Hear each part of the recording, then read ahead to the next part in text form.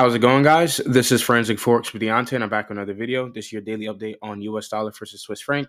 As you can see, we just got back above July's opening price. Daily candle is about to close in an hour and 13 minutes. Today, we had a classic buy day, accumulation, manipulation, distribution. So if you take a look over here, 15-minute, you can see that's what we got here today on Wednesday. We had some news today. Fed Chairman Powell was testifying again. He testified yesterday at 10. Again, he testified again at 10 today as well. So I'm expecting strength to go back into dollar, whether that's short term or long term. Definitely long term, I want to see dollar continue to rally or be ahead of the curve against other fiat currencies.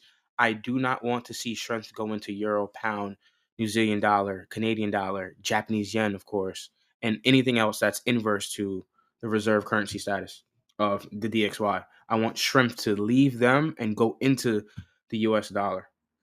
If you take a look here, I guarantee you most likely we had a London model. You can see the ideal buying conditions as well. When you find those buy signals going into the next day, you can find opportunities to go long. We saw that buy signal was printed here on the daily chart from this candle here because it's a down close and it's closing below several lows. So retail may look at this as, oh, it's falling out of the sky and let me go short. However, those that are informed or are up on game on Larry Williams' idea of a turning point or a smash candle, this would be considered a smash candle, a buy signal. Not saying the buy signal would be 100% warranted to take, but if it's something that you are including in your narrative of confluences, this would be a buy signal for you to want to go long on USWSI. And you can see since Monday, Tuesday, and Wednesday, there have been nothing but buy opportunities. If you take a look, lower time frame briefly, we have a buying opportunity below the Asian low. We know that as a characteristic. If you're going into the day looking for a long, you're more likely want to buy below the Asian low. Now, by how many pips below the Asian low, that's totally up to you to decide, but just below the Asian low or below midnight opening price because you're buying in a discount or a discounted portion.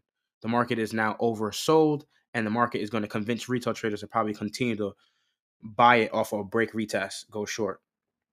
But since we have the narrative that we want a stronger dollar, every time we see price probably pull down below in the discount, we should be seeking buy opportunities.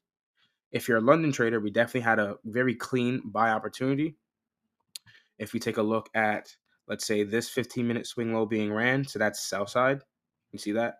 Price runs out sell side. It even drops lower. It runs out some buy side as well throughout this dead zone. So this period, Asian lunch, from midnight to 2 a.m., it's a dead zone. Normally, you're going to see consolidation. And sometimes you'll have that prolonged consolidation from the lunch session. If I have it on the chart here, there you go. That prolonged consolidation going into Asian and then even into the next dead zone until London turns it up. Volume is injected and price goes in its true intention there. So you can see it's some type of turtle soup idea. We're running sell side and then running back up to buy side, getting back above midnight opening price, getting back above 2 a.m.'s opening price, and then continue to trend off. It was already ready to move on. You can see in the next dead zone, the London lunch here, this gray zone, 5 a.m. to 7. You can see it's already ready to take off, and it did. Going into that news event, 10 a.m., Fed chairman speaks, and it continues to rally up. If you take a look at the dollar briefly, I'll take a look at the Swiss futures as well.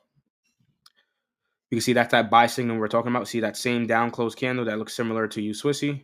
The next 2 days, Monday, Tuesday, buy opportunities. Today, Wednesday, looks like it was down. Might close inside the range. We got 3 hours left on this candle.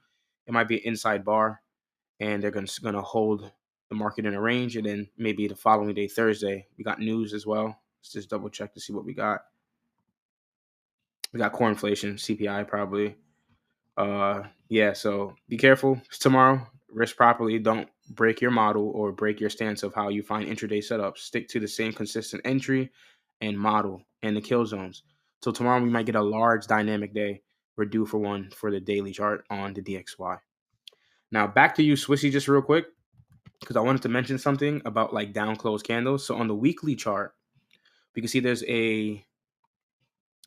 you can see how on the weekly chart we had some type of swing low formation and a raid or purge on sell side.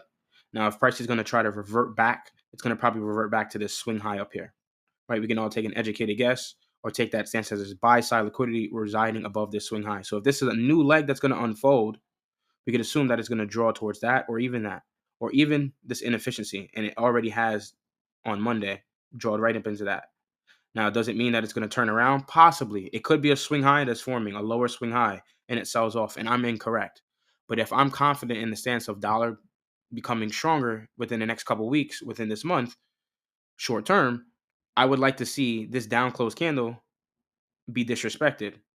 I want to see the down close candle, the next weekly candle open and run away. You can see it's already happening. It opened here and it's running away. Think about those ideas when I say if you are in a bullish trend, you want to buy after a down day. The same thing can be applied to the weekly chart. If you're in a bullish trend, buy after the down weeks. Can you see what I'm talking about here? So for those that can see or comprehend what I'm saying, kudos to you. If it's something that's still confusing and it doesn't make any sense, please reach out to me. You could definitely contact me on Telegram. You can contact me on TradingView. You can contact me via email, YouTube, Instagram, etc. But if you do need help in understanding some of the ideas and concepts, I'm here to help you. Discord as well. Let's go on to our futures contract for the Swiss currency. Where is it at?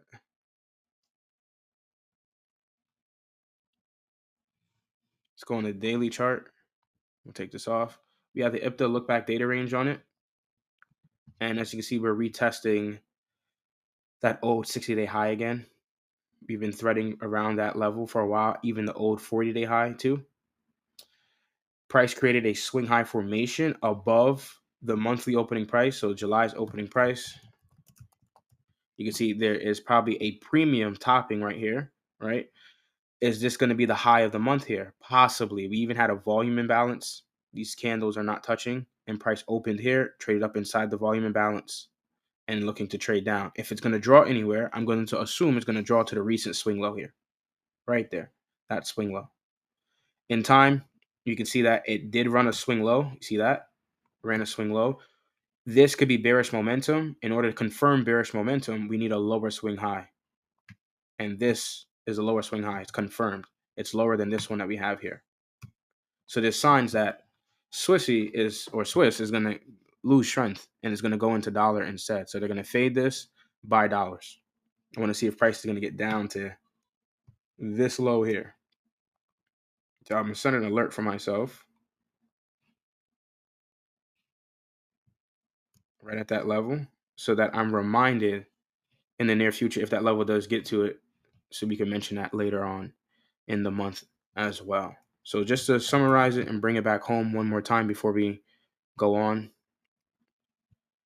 I'm anticipating price to keep going higher. Now, yes, I got a very early entry, and I should have listened to myself and waited for the better buying opportunity below July's opening price.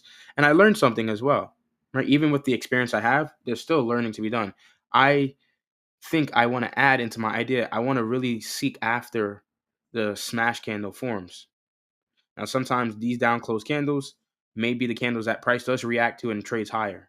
But here we can see you have 3 days down, and now price looks to want to push up and make a new leg higher after getting traders short on maybe this is the monthly Judas swing or the monthly fake out here, right there. And now we probably see something along the lines like that. May not be perfect the way I drew it here, of course, but that's what I'm trying to perceive or envision that the market is going to do. There might be some fake outs on the way. It might even come back down, run back up. You got to live with that. Some things you can't control. We just have to sit here, react, and manage our risks for the long term. Play the marathon. It's not a sprint. Try to spread that equity as long as you can and make the most out of your account. Make as many trades as you can without blowing your account, over leveraging, or getting margin calls. You want to be as healthy as possible with our equity curve. We don't want to switch up too much. So rinse and repeat. I've been trying to stay consistent for the community and myself. So show you guys that all it takes is a couple of ideas to get you on track and understand price action movement. Hopefully you found this insightful. Peace.